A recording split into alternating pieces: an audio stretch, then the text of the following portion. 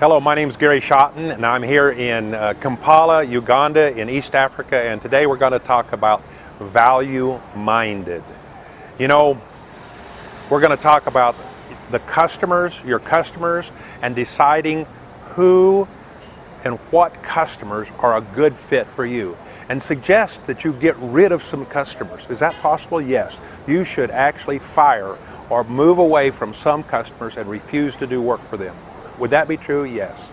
Let's talk about the value-minded person. First of all, I've got to mention that you could line up any group of people, any group of anything, and just divide them into different subgroups. And I'm going to divide the general customer base into three major groups, just in thought pattern. I'm going to call the first one the premium-minded. You know, these are great people. They're usually very affluent. They're very wealthy for whatever reason. Oddly enough, I usually say the premium-minded people are generally a second or third generation in a very successful legacy. But these are the people that don't mind spending money. They don't mind, and it's fine. They're going to fly first class. They're not going to go to a foreign country, sit on an airplane for 9 hours, 15 or 13 hours, whatever length, without being in first class. You know, that's fine, but I'll tell you the difference between coach and first class could easily be the difference between $1,200 and $12,000. That's quite a bit of money to be premium-minded. That's a customer that, you know, most of you are not going to try to rub shoulders with, and most of you listening in this starting and getting started, you know, unless you're supplying to them some service like mowing their grass or doing their landscaping, you know, I'd still be careful with that customer, because, you know, when they're premium-minded, I watched, and they're very tempted to just move around without loyalty to their suppliers. Group number two would be those that are what I would be cost-minded. You know, they're the entire other end of the spectrum. And you need to know these groups, because if you don't understand these groups, you'll make a mistake and maybe be catering after somebody that really doesn't meet you and meet your company. So, you know, the cost-minded person, I don't want to be derogatory here, but, you know, they're going to buy the China-made shoes, the China-made plasticware, anything made, the cheaper they could possibly buy it. They're going to compare and just look at cost, just based on cost. This is the cheapest thing I can possibly get. Doesn't matter if it's 10 cents more or 10 cents less. I'm going for the cheapest. And so, you know, these cost-minded people, I would probably avoid again, because you're going to be competing with things and other people. I call it like grubbing down for the bottom of the barrel. You're going to be working your tail off trying to be the lowest cost supplier to these customers. And, you know, it's just not worth it. You're going to be competing against somebody right down the road that's also lowest priced. It could work, but at the end, I suggest that not be your target. My target is what I call the value-minded customer, the valued-minded individual. And that individual is somebody that's going to look at a product or service and determine that, you know, for the money I'm paying, the amount of money I'm paying, this is a fair value for my meal, for my transportation, for my room in my hotel, for my airfare, whatever it might be. They're going to say this is a fair and fair value-minded product for what I pay. That's who I focus on. We have three big customers, and we appreciate the teamwork that we have with them. We appreciate that they are value-minded. That we appreciate that when things change, we can come to them and explain why our price maybe have gone up slightly. With them being value-minded, they understand that. They're not looking for the absolute bottom dollar. One time about 2 years ago, with our biggest customer, one of the buyers in there shifted their attitude and went to the lowest cost supplier on a family of parts that we had.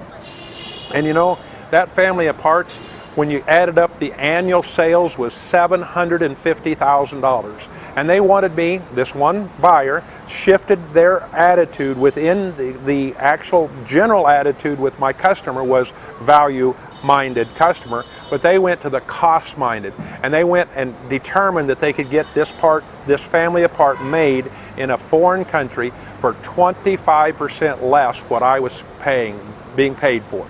You know, I had to look at my numbers and I had to determine, you know, that family of part went away.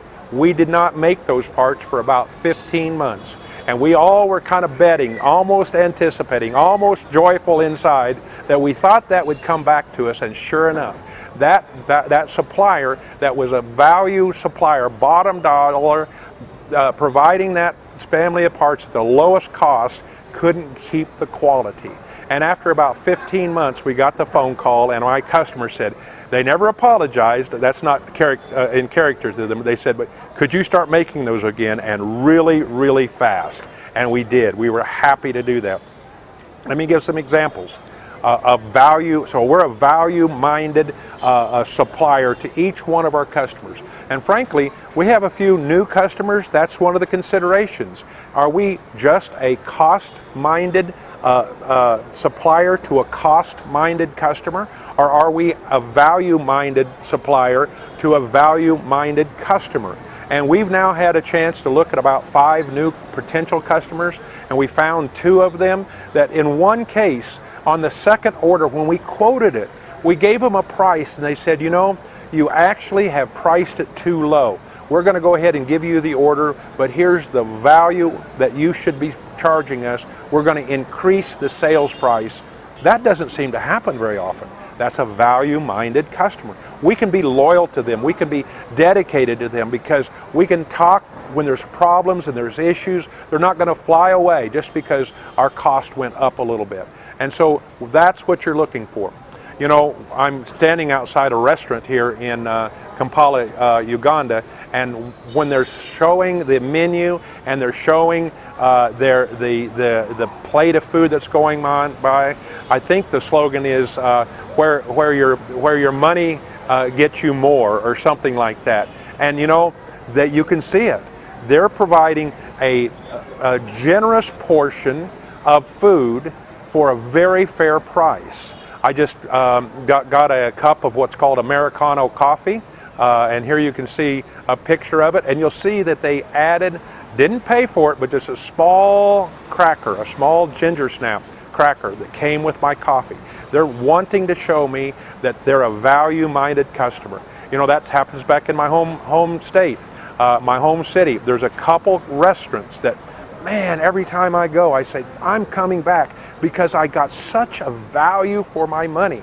Now, if I take my wife out on an anniversary or her birthday or something like that, we're probably not going to go to that restaurant. But we're going to go to another restaurant that has a much higher environment and cost, but I still want a fair value for what I pay.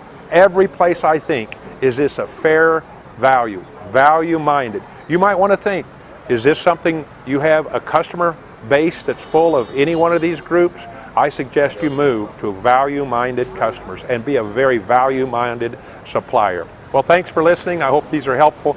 We give honor it's an honor to be with you, and just please share these, inspiring better business.